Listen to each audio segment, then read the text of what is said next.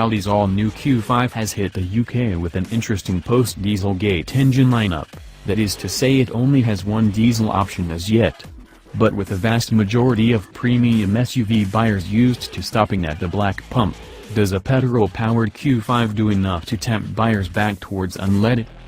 Tested here in S-Line trim, this 2-liter TFSI Quattro model is the most dynamically focused non-S Q5 variant of the new car's model range, but it will need to compete with the dynamic benchmarks of the Jaguar F-Pace, Porsche Macan and Alfa Romeo Stelvio to justify its heightened running costs. Audi has put much effort into its latest set of petrol engines, shared from within the Audi VW group.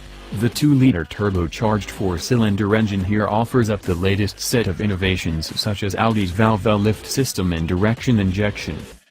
Producing 248 bhp between 5 to 6,000 revolutions per minute, it is the 272 pounds-foot of torque available at 1,600 to 4,500 revolutions per minute that keeps the Q5 feeling fairly brisk despite a lardy curb weight. The engine is keen to rev, without that feeling of being stretched as the revs rise, but is most effective when kept in the mid-range while torque is at its peak. Connected exclusively to a mostly smooth 7-speed S-tronic dual-clutch gearbox, the Q5 incorporates the brand's new Quattro Ultra all-wheel drive system with the intention of reducing fuel consumption. In essence, Quattro Ultra acts more like a Haldex system, keeping the Q5 mostly front-wheel drive and only shuffling power to the rear wheels when a certain degree of slip is detected. In reality, it is almost impossible to notice what's happening beneath you, offering that usual Quattro feeling of unimpeachable grip leading to a limit of scrubby understeer. The new chassis may claim to have undergone a weight reduction over the previous model, but the Q5 still tips the scales at a chubby 1,795 kilograms, significantly more than the new Alfa Romeo Stelvio.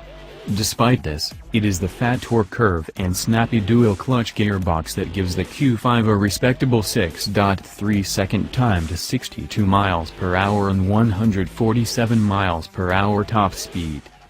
Audi claimed 40.4 miles per hour on the combined cycle when fitted on 19-inch wheels, which is a little better than the Volvo XC90 T5 and a little worse than the Alfa Stelvio.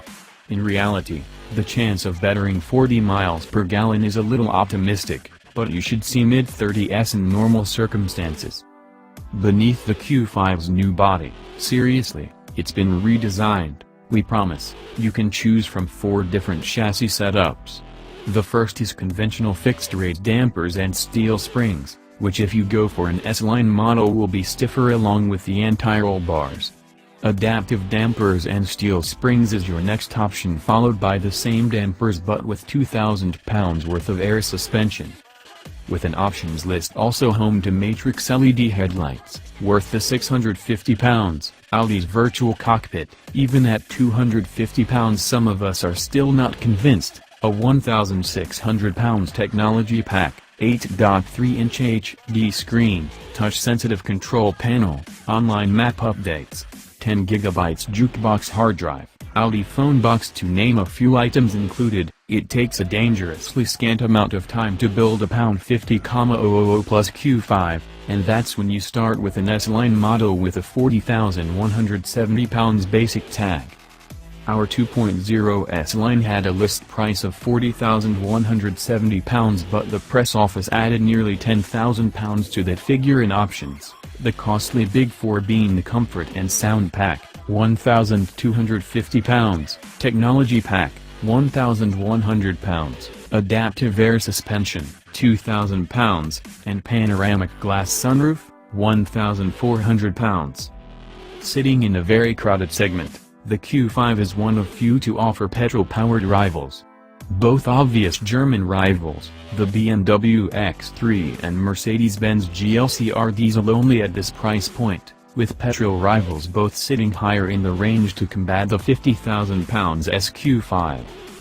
Volvo's next-generation XC60 is available in T5 petrol form and rivals the Audi's list price, power output and crucially desirability.